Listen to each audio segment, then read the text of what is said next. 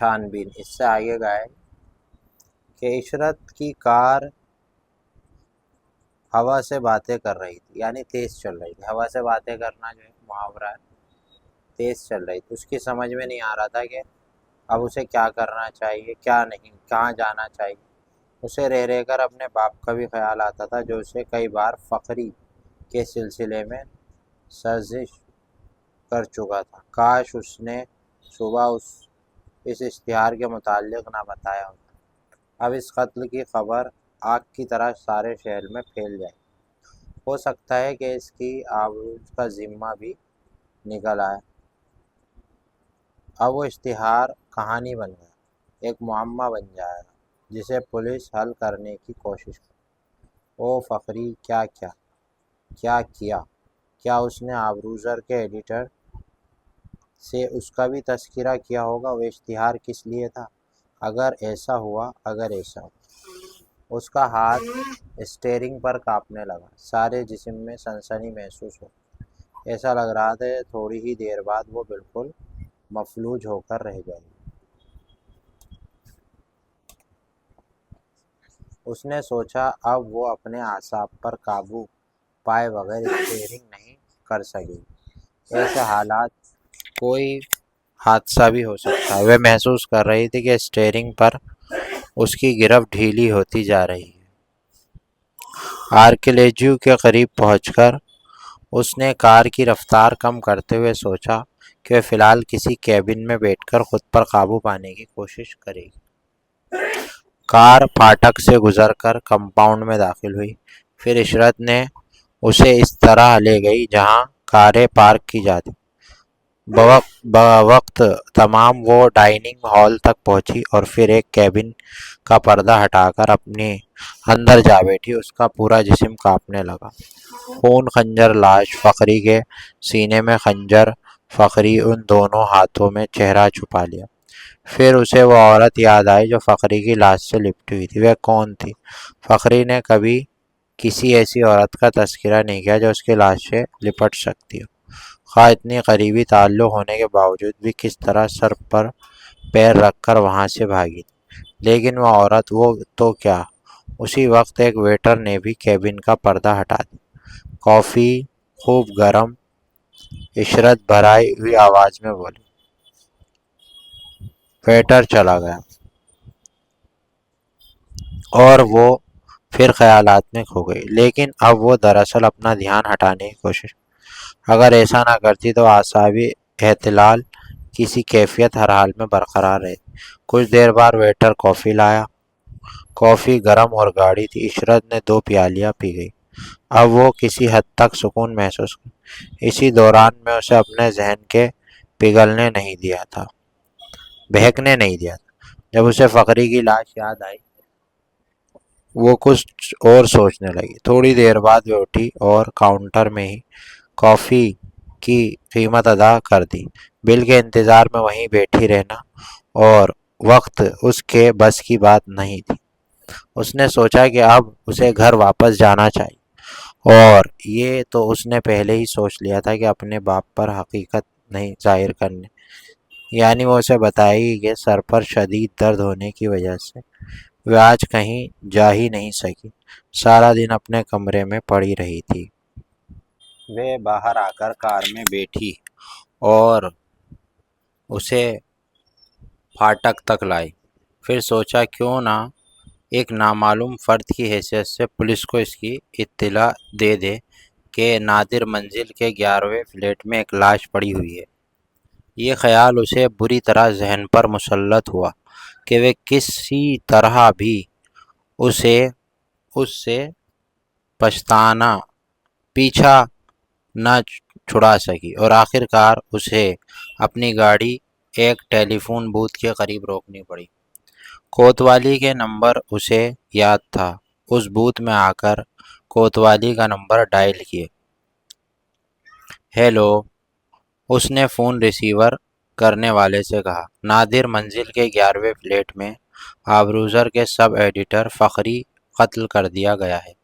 اور پھر فوراً ہی وہ ریسیور ہک میں لٹکا کر واپسی کے لیے مڑی، لیکن پھر ٹھٹک گئی کیونکہ ایک آدمی دروازے پر راستہ روکے مسکرا رہا تھا۔ اس کے ہاتھ میں گرامو فون کی شکل میں ایک چھوٹا سا ڈبہ تھا جس کا ڈھکنا کھلا ہوا تھا۔ اس کی مسکراہٹ اور کھڑے ہونے کا انداز پر اسے بڑا غصہ آیا اور اس نے غرا کر کہا، ایک طرف ہٹ جائے۔ لیجیے محترمہ۔ وہ نہایت ادب سے ایک طرف ہٹتا ہوا بولا، مگر آپ سے دو باتیں ضرور کروں گا، مجھے اجازت دیجیے۔ وہ بھوت سے نکلتی ہوئی غرائی، کیا بات ہے؟ آپ نے جسے بھی کسی کے قتل کی اطلاع دی تھی اسے اپنا نام اور پتہ نہیں بتایا۔ شٹ اپ، بکواس نہ کرو۔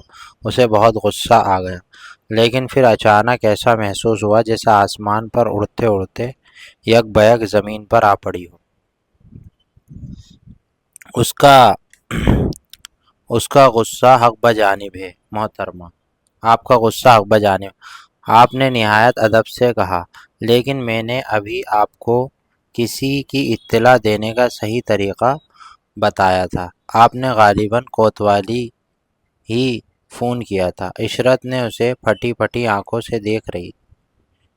یہ ایک وجیہ اور تندرست آدمی تھا، عمر 30 اور 35 کے درمیان ہی رہی ہوگی۔ صورت سے وہ ایک شرمیلا اور کم سخن آدمی معلوم ہوتا تھا، اور اس وقت اس کی گفتگو کا انداز کچھ غیر فطری معلوم ہوتا تھا۔ عشرت نے یہی محسوس کیا جیسے کوئی فلمی اداکار ہو اور اس سے اب چند جملے کسی مخصوص انداز میں ادا کر دیے گئے ہوں۔ میں پوچھتی ہوں تمہیں اس طرح کی گفتگو کرنے کی ہمت کیسے ہوئی؟ عشرت نے جی کڑا کر کے کہا۔ ہمت کی کہانی میں آپ کو پھر کبھی سناؤں گا، لیکن فی الحال میرا مشورہ یہ ہے کہ نادر منزل سے دور ہی رہے گا، کیونکہ آس پاس کے لوگوں نے آپ کے علاوہ اور کوئی عورت وہاں نہیں دیکھی۔ میرا مطلب ہے فقری فلیٹ میں۔ تمہیں ان باتوں سے کیا سروکار؟ میں بھی فقری کا ایک دوست ہوں اور آپ کے وہاں پہنچنے سے پہلے میں پہنچا تھا، لیکن اس کی لاش دیکھ کر میں اندر قدم رکھنے کی ہمت نہیں کی۔ پھر اب تم مجھ سے کیا کہنا چاہتے ہو؟ میں یہ عرض کرنا چاہتا ہوں کہ آپ سے ایک بڑی حماقت سرزد ہو گئی، مجھ سے بھی ہوئی تھی، لیکن میں اس کا ازالہ کر دیا تھا۔ میں نہیں سمجھی۔ آپ بہت زیادہ الجھنوں میں پڑ جائیں گی، مگر میں یہاں اس جگہ اس قسم کی گفتگو نہیں کرنا چاہتا۔ یہ بات اطمینان کی ہے، مجھے آپ کا پتہ معلوم ہے، گھر پر آپ سے مل لوں گا۔ نہیں ٹھہرو، عشرت کپ کپاتی آواز میں بولی، میں گھر پر کسی سے بھی نہیں ملتی۔ ٹھیک ہے، اس نے سر ہلا کر کہا، آپ کے ڈیڈی خفا ہوں گے۔ نہیں، ایسی کوئی بات نہیں، میں گھر پر بہت کم رہتی ہوں، اسی لیے میرے ملنے والے گھر کا رخ نادر ہی کہتے ہیں۔ خیر، مجھے جو کچھ بھی کہنا ہے یہیں کہہ دوں گا۔ کچھ کہو بھی تو، مجھے خواہ الجھن میں نہ ڈالو۔ عشرت پھر جھنجھلا گئی۔ آپ سے ایک زبردست غلطی ہوئی تھی، لیکن میں نے فوراً ہی اس کی اصلاح کر دی تھی۔ مجھ سے بھی وہی غلطی ہوئی تھی، میں نہیں سمجھی۔ آپ نے دروازہ کھولا تھا، لیکن لاش پر نظر پڑتے ہی آپ اندر جانے کا ارادہ ترک کر دیا تھا اور پھر بڑی بدحواسی کے عالم میں وہاں سے بھاگی تھی۔ اگر میں وہاں موجود نہ ہوتا تو آپ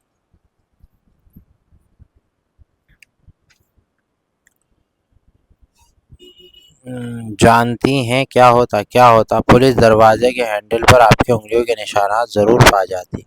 اوہ، تو تم نے کیا کیا؟ میں نے آپ کے جاتے ہی ہینڈل کو رومال سے صاف کر دیا۔ اوہ، مگر کیوں؟ مجھے علم ہے کہ آپ فقری کی ہمدردی تھی، آپ نے اکثر اس کی مدد کی، وہ آپ کا احسان مند تھا۔ نہیں، ایسی تو کوئی بات نہیں تھی۔ عالی ظرف لوگ کبھی احسان نہیں جتاتے، بلکہ زبان پر بھی نہیں لاتے۔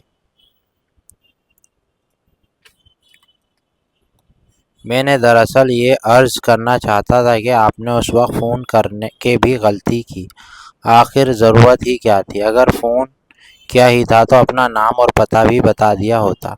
میں اس لیے کہہ رہا ہوں کہ کوتوالی فون میں ٹیپ ریکارڈنگ بھی اسٹیپ ہے۔ آپ کی آواز اس وقت یقینی طور پر ریکارڈ کی گئی ہوگی۔ نہیں، عشرت کی آواز کانپ رہی تھی۔ ہاں محترمہ، میں غلط نہیں کہہ رہا، آپ کہیں سے بھی معلوم کر سکتی ہیں۔ پھر کیا ہوگا؟ عشرت نے غیر اداری طور پر کہا۔ کچھ بھی نہیں، آپ کے لیے آپ کے متفکر نہ ہونا چاہیے۔ میں انتہائی کوشش کروں گا کہ پولیس کے سلسلے میں بھی کوئی آپ کا نام نہ لے سکے، مگر آپ بھی محتاط رہیں، ایسی کوئی غیر ذمہ دارانہ حرکت نہ ہو جسے اس وقت آپ سرزد ہو چکی ہو۔ تم کیا یہ سمجھتے ہو کہ میں نے اسے قتل کیا تھا؟ ارے جج، یہ آپ کیا فرما رہی ہیں؟ میرے وہم میں بھی یہ بات نہیں آ سکتی۔ محترمہ، ہم کیا کم ہیں کہ آپ نے پولیس کو اطلاع ہونے سے پہلے ہی لاش دیکھی؟ خدا نہ کرے کبھی کسی کو پولیس کے سامنے جواب دہ ہونا پڑے۔ میں نے نہ جانے کتنے بے گناہ آدمیوں کو پھانسی تختے پر دیکھا ہے۔ پولیس والوں کا اصل مجرم نہیں ملتا تو اپنی کارکردگی کا ریکارڈ بے گناہوں کے خون سے مرتب کرتے ہیں۔ اچھا بس، اب آپ جائیں، لیکن خدا را اس کا تذکرہ اپنے باپ سے بھی نہ کیجیے گا۔ نادر منزل میں آپ نے فقری کی لاش دیکھی؟ عشرت نے حیرت سے منہ کھولے اسے دیکھتی رہی اور سڑک پار کر کے ایک گلی میں داخل ہو گیا۔